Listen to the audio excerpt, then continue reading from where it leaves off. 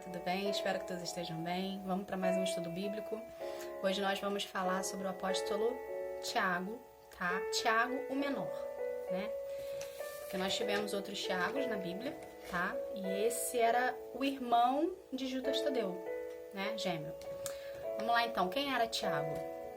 Tiago foi um dos 12 apóstolos de Jesus, irmão gêmeo de Judas Tadeu, filho de Alfeu, parente de Jesus, conhecido como Tiago Menor, para diferenciar do outro apóstolo Tiago. Tiago era o próximo de Jesus e passou cerca de 3 anos morando com Jesus. Ele viu inúmeras demonstrações da divindade, né, do exercício do Messias, e exerceu a sua função como evangelista e pregador do evangelho, tá? Quais são as características do Tiago? As características do Tiago são parecidas com as características do irmão dele, né? Pelo fato de ser gêmeo, tem aquela coisa que a gente fala que quando é gêmeo as características são iguais, tá? Os modos de pensar, sabendo, obviamente, que cada um tem o seu diferencial, tá bom? Então, quem era Tiago? Tiago tinha um perfil comunicador, coração grande, bom e generoso, buscava sempre a harmonia do grupo, era muito querido por todos, tinha sensibilidade e simplicidade muito grande, evitava conflitos, era prestativo e sempre pronto a ajudar a todos a trabalhar em equipe. Ou seja, ele era aquele cara, né, aquela pessoa que fazia a harmonia, né, que sempre tem em todo grupo, seja ele de amigos, seja família, a gente sempre tem aquela pessoa que é como se fosse o elo, né? Aquela pessoa que é a pessoa que veio para somar, não é a pessoa que veio para subtrair ou dividir, né? Uma pessoa boa. O que a gente aprende de um todo, né? Da história do apóstolo Tiago, que é bem resumida, tá? O Tiago, tanto o Tiago quanto o irmão dele, o Tadeu, eles foram apóstolos que não se destacaram tanto quanto Pedro, quanto Paulo, tá? Quanto os outros apóstolos que foram mais citados em livros da Bíblia, tá bom? Mas nem por isso eles deixam de ser importantes para o reino, tá? Eu não sei se você conseguiu observar nesses estudos que quando Jesus chamou os seus apóstolos, né? Chamou 12 apóstolos, 12 pessoas diferentes, para vencer os seus apóstolos, para ficar mais próximo dele. Eu não sei se você conseguiu captar que cada um tinha uma característica própria e que cada uma dessas pessoas eram pessoas com características próprias, porém diferentes umas das outras ou próximas uma da outra.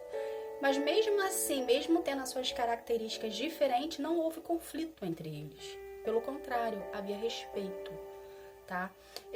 Eu não sei se você consegue saber nos dias de hoje, mas algo que eu tenho observado muito é que nas famílias, de um modo geral, o fato, a pessoa tem uma idealização na cabeça dela, que ela pensa assim, é parente, é família, a gente pode falar mal um do outro, a gente pode exortar a vida um do outro, a gente pode faltar respeito um com o outro, porque a partir do momento que você fala mal, por exemplo, você está numa família, existe o pai, a mãe, o filho, existe o tio, existe o primo, existe a avó, existe o avô. Por mais que você ache que a tua família está ali, porque é tua, você acha que você tem o direito, na tua cabeça, de faltar respeito com a pessoa que está do teu lado, entende? Mas não, a gente não deve fazer isso, tá? Deus chama a gente para viver em harmonia. Deus chama a gente para a gente ser amor ao outro. Se você não consegue respeitar um parente teu, da tua família, do seu sangue, se você não consegue respeitar uma pessoa que é da tua família, como é que você vai conseguir respeitar alguém que você não seja da tua família ou que seja uma pessoa na rua, uma pessoa qualquer? Como é que, se você não consegue amar um parente teu, como é que você vai amar uma pessoa que você não sabe quem é, que você não conhece? Então, é importante você saber disso. Não é normal você falar mal de uma pessoa, não é normal você criar panelinhas dentro de uma família, não é normal isso, gente, tá? toda vez que você for pensar em falar de alguém, seja da sua família, seja fora da sua família, seja qualquer pessoa, se pergunte, faça a pergunta: Jesus faria isso? Jesus gosta disso? Eu vou agradar o coração de Deus fazendo isso? Entende? Então, a partir do momento que você... Isso é uma forma que você se coloca no lugar daquela pessoa que está recebendo. Então, um conselho que eu dou: se você é a pessoa que fala, para de falar. Porque você está traindo maldição para a tua vida. Porque tudo que sai da sua boca e você lança na vida de alguém, aquilo que você está lançando, falando mal daquela pessoa, vai acontecer na tua vida, tá? E se você é a pessoa que recebe o que a outra pessoa está falando da outra, pare em você, não passa para frente. Porque a partir do momento que se torna uma fofoca, aí vem tudo, né? Porque é como se você estivesse fazendo um crime, tá? Eu não sei se as pessoas têm conhecimento disso, mas a partir do momento que uma pessoa comete um crime e você sabe que aquela pessoa cometeu o crime e você não fala, você está sendo cúmplice de quem cometeu o crime. Que é tão grave quanto quem cometeu, porque você tinha a opção de falar e não falou porque você não quis. Entende? Então, a fofoca tem o mesmo poder de matar uma vida. Então saiba da responsabilidade que você está tendo quando você passa a fofoca para frente. Fisicamente, não necessariamente pode matar uma vida, mas espiritualmente mata. Entende? E ao mesmo tempo que você sabe do que aconteceu e você passou para frente, o pecado que você está cometendo de passando para frente é o mesmo pecado de quem te contou. Ou seja, da mesma forma que você está lançando a palavra, aquilo que você transmitiu para uma outra pessoa, que você soube de uma outra pessoa, que não necessariamente é verdade ou não faz diferença, aquilo que você está falando vai cair na tua vida.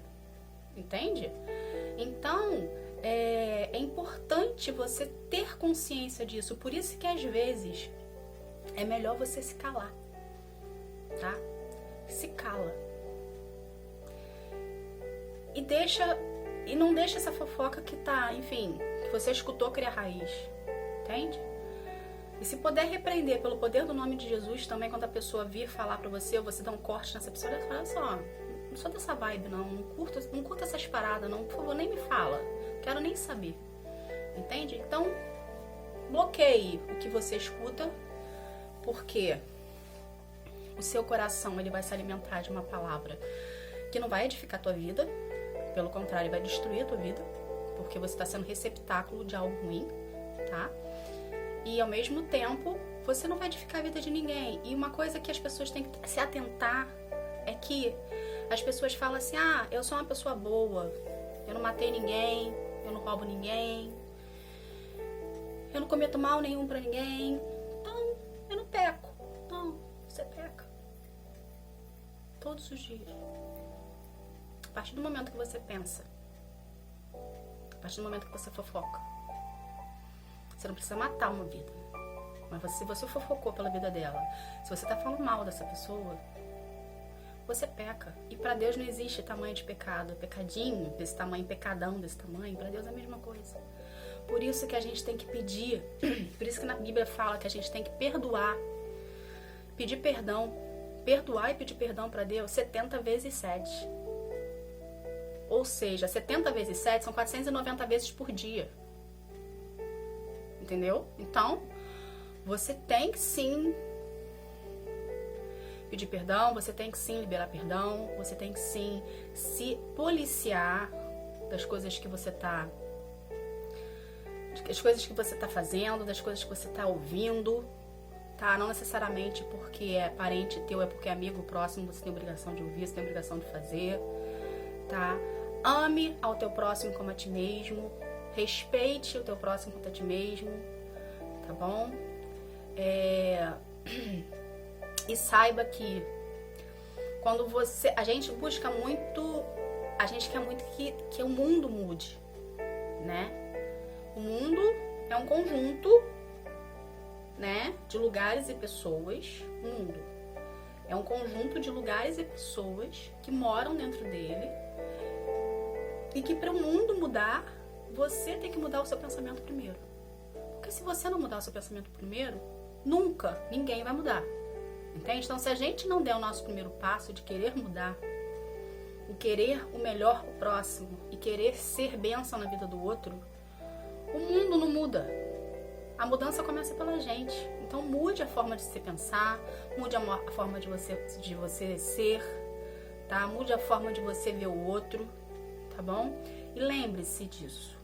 Nós, por dever, devemos perdoar 70 vezes 7 por dia. Então são 490 vezes por dia que você tem que perdoar e pedir perdão, tá bom? Então, pra gente finalizar aqui o estudo do Tiago, tá? Como eu falei, ele foi um apóstolo que não teve tanto destaque, tá? Porém, ele não deixa de ser importante, tá bom? Então, se você que se sente pequeno, você que se sente irrisório, você que se sente uma pessoa insignificante, saiba que através da sua vida você consegue transformar o mundo à sua volta. Basta apenas você dar o primeiro passo de querer mudar, tá bom? Como é que a gente faz pra gente dar esse passo para querer mudar? Você pode mudar como pessoa. Para você mudar como pessoa, a única pessoa que tem o poder de transformar você numa pessoa melhor é o Espírito Santo. E pra gente ter o Espírito Santo dentro da gente, a gente primeiro tem que abrir a porta. Pra gente abrir a porta, Jesus Cristo, tá? Então, aceitando Jesus como o único e suficiente salvador da tua vida, você abre a porta, Jesus vem fazer morada dentro de você junto com o Espírito Santo, e quem vai transformar a sua vida através do processo que você vai vir a passar é o Espírito Santo, que vai te convencer do pecado e do juízo, tá? Ele vai te convencer, ele vai falar assim, por exemplo, vou me dar como exemplo, Roberta, isso aqui não tá legal. Essa forma como você pensa tá errada, você precisa mudar, tá? Ou ele vai fazer você passar por situações quantas vezes forem necessárias você passar, até você abrir a mente, os olhos e falar, caraca, eu já passei por essa cena, já passei por essa situação trocentas vezes e não consegui detectar isso. E por que agora eu consegui? Caramba, eu tenho que mudar isso. Eu tenho que mudar essa forma de pensar, eu tenho que mudar essa forma que eu tenho de tratar o outro, para que eu consiga melhorar como pessoa e poder vir a conquistar o que Deus tem para mim. Tá bom, gente? Então, é importante, tá? Sua vida é importante, você não é insignificante, você faz diferença no reino, tá? Você pode impactar gerações, nações, depende de você. Uma coisa que eu aprendi com Deus é, quanto mais eu me disponibilizar para Deus, quanto mais eu der de mim para Deus, quanto mais eu querer Deus na minha vida, mais Ele se mostra presente para mim, mais Ele me dá, porque Ele age na reciprocidade. O quanto você der para Ele, é o quanto de volta Ele vai te trazer. Se você é o tipo da pessoa que quer viver no superficial, ok, é um direito teu, entendeu? Mas saiba que vai vir na mesma proporção. Mas se você é aquela pessoa que quer no profundo, você vai pagar um preço por isso. Porém, a recompensa, vamos colocar assim, o retorno será muito maior, tá bom?